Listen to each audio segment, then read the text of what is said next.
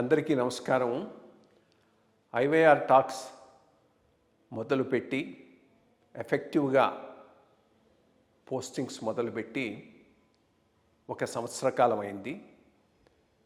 ఈ సంవత్సర కాలంలో సబ్స్క్రైబర్స్ బేసు 3,000 నుంచి 33,000 దాకా పెరిగింది. ఐవైఆర్ టాక్స్ను ఆదరిస్తున్న మీ అందరికీ నా ధన్యవాదాలు. భవిష్యత్తులో కూడా ఇదే రకంగా ఐవైఆర్ టాక్స్ని మీరు ఆదరిస్తారని ఆశిస్తూ ఉన్నాను. Thank you. అందరికీ నమస్కారం. ఐవైఆర్ టాక్స్కి స్వాగతం. ఈ మధ్య ట్రంప్ ఒక మేజర్ దేశాన్ని లాటిన్ అమెరికాలో, సౌత్ అమెరికాలో, దక్షిణ అమెరికాలో టార్గెట్ చేస్తూ ఉన్నాడు.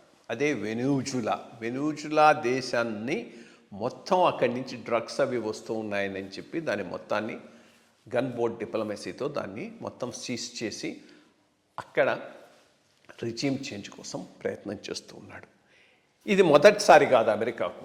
అమెరికా మొత్తం నార్త్ అమెరికా, సౌత్ అమెరికా వాళ్ళ ఆధీనంలో ఉండాలని, వాళ్ళ మాటే అక్కడ చెల్లుబాటు కావాలనేటటువంటి ఈ విధానాన్ని 19వ శతాబ్దం నుంచి పాటిస్తూ ఉన్నది. దీన్ని మన్రో డాక్ట్రిన్ అంటారు. మన్రో టైంలో పెట్టినటువంటి డాక్ట్రిన్. ఎందుకనంటే అప్పుడే అమెరికా ఒక సపరేట్ దేశంగా ఏర్పడిన తర్వాత యూరోపియన్ దేశాలు ఈ సౌత్ అమెరికాలోను, నార్త్ అమెరికాలోను ఇంటర్ఫియర్ అయ్యి వాళ్ళ ఇంట్రెస్ట్కు దెబ్బలు తీస్తాయని ఈ ఏరియాను వెస్టర్న్ స్పియరు మా ఇన్ఫ్లుయెన్స్ కింద ఉంటుందని మన్రో డాక్ట్రిన్లో చెప్పుకోవడం జరిగింది.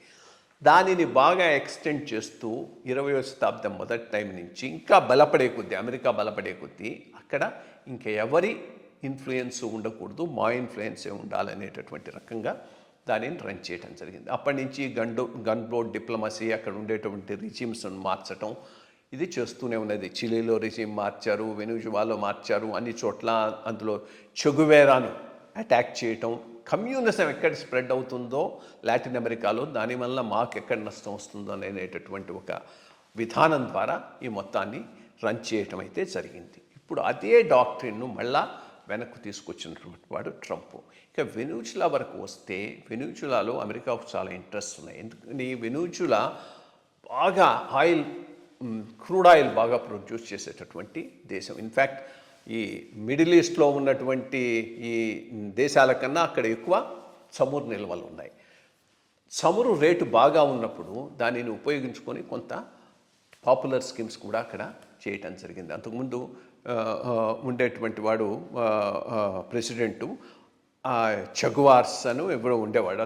అతను బాగా యాంటీ అమెరికన్ స్టాండ్ తీసుకున్నాడు. అదే ఈ మరుదో కూడా తీసుకుంటూ ఉన్నాడు. అందుకని ఏ రకంగానైనా అక్కడ వాళ్ళను కట్ చేయాలనే రకంగా వీళ్ళది రన్ అవుతూ ఉన్నది. మరి ఇది ఏమైనా మిలిటరీ యాక్షన్ దారి తీస్తుందా, తీస్తే సక్సెస్ఫుల్ అవుతారా చూడాలి అది. బట్ దీనివల్ల ఇంకొక కరోలరీగా వస్తున్నటువంటి సమస్య మనకు ప్రధానమైన సమస్య కావచ్చు. వెస్టర్న్ హెమిస్ఫియర్ మా ఇన్ఫ్లుయెన్స్ అన్నప్పుడు మిగిలిన ప్రదేశాల్లో మేము ఇంటర్ఫియర్ చేసుకోమనేది కూడా సైలెంట్గా అమెరికా చెప్తూ ఉండొచ్చు. అట్లాగే అదే పద్ధతిలో ఇప్పుడు యుక్రెయిన్ యుద్ధాన్ని కూడా ముగించడానికి చూపెడుతున్నారు. ఎందుకని అదంతా రష్యన్ స్పీర్ ఆఫ్ ఇన్ఫ్లుయెన్స్ అని. ఇంకోటి చైనా స్పీర్ ఆఫ్ ఇన్ఫ్లుయెన్స్ అన్నారనుకో, అప్పుడు తైవాన్కు కూడా అమెరికా పెద్దగా సపోర్ట్గా వచ్చేటటువంటి అవకాశం ఉండకపోవచ్చు. అది భారతదేశానికి కొంత ఇబ్బంది కలిగించవచ్చు. ఐ థింక్ ఇదే వ్యూ పాయింట్తో ఈరోజు భారతదేశం యొక్క ఇంపార్టెన్స్ను ప్రపంచ రిలేషన్స్లో అమెరికా తగ్గించింది. అందుకే పాకిస్తాన్కి ఎక్కువ వెయిట్ ఇస్తున్నది, బంగ్లాదేశ్ ఇష్యూను పట్టించుకోవటం లేదు, ఇండియాను వదిలేసింది. చైనాతో ఏదో అండర్స్టాండింగ్ వచ్చినట్టుంది. ఈ ఏరియా అంతా చైనీస్ ఇన్ఫ్లుయెన్స్కి వదిలేస్తుందా? ఇవి బ్రాడ్గా మనకు కన్సర్న్ అవుతాయి. As far as Venezuela is concern చూడాలి దాని మీద ఎంతవరకు పోతారు. ఇక్కడ రిజీమ్ చేంజ్ కోసం ప్రయత్నం చేస్తే ప్రజలు ఈ రిజీమ్ని ఎట్లా వ్యూ చేస్తున్నారనేది. వీళ్ళు ఎక్కడ చెయ్యి పెట్టినా అక్కడ కంపు చేసి రావటంలో అమెరికన్లను మించిన వాళ్ళు లేరు. ఇరాక్లో చేయబెట్టి ఇరాక్లో డీస్టెబిలైజ్ చేశారు, లిబియాలో చేయబెట్టి లిబియాను డీస్టెబిలైజ్ చేశారు, ఆఫ్ఘనిస్తాన్లో చేయబెట్టి ఆఫ్ఘనిస్తాన్ను డీస్టెబిలైజ్ చేశారు. ఇప్పుడు వెనుజులాను కూడా అదే పరిస్థితిలో చేయబోతూ ఉన్నారా? ఇంకో ఇంప్లికేషన్ దీనివల్ల మనకేంటి అంటే స్లోగా మనము ఈ పశ్చిమాసియా దేశాలు, మిడిల్ ఈస్టర్న్ కంట్రీస్, ఏవైతే ముస్లిం డామినేటెడ్ కంట్రీస్, ఎందుకంటే ఏ రోజైనా కానీ అవి అన్రిలయబుల్ పార్ట్నర్స్గా ఉన్నాయి, నుంచి స్లోగా మనం క్రూడ్ ఆయిల్ సప్లైస్ మిగిలిన వాళ్ళకు విస్తరించుకుంటూ ఉన్నాం. దానిలో భాగంగానే ఇప్పుడు రష్యా నుంచి చాలా క్రూడ్ ఆయిల్ను తీసుకుంటున్నాం. వెనుజులా, గయానా, ఈ ఏరియాలు, లాటిన్ అమెరికా నుంచి చాలా క్రూడ్ ఆయిల్ వచ్చేటటువంటి అవకాశం ఉంది. దానిని మన డైవర్సిఫికేషన్కి ఉపయోగించుకుంటాం. అటువంటిప్పుడు వెనుజులాను కనుక శాంక్షన్స్లో పెడితే ఆ రకంగా కూడా భారతదేశానికి చాలా ఇబ్బంది వచ్చేటటువంటి అవకాశం ఉన్నది.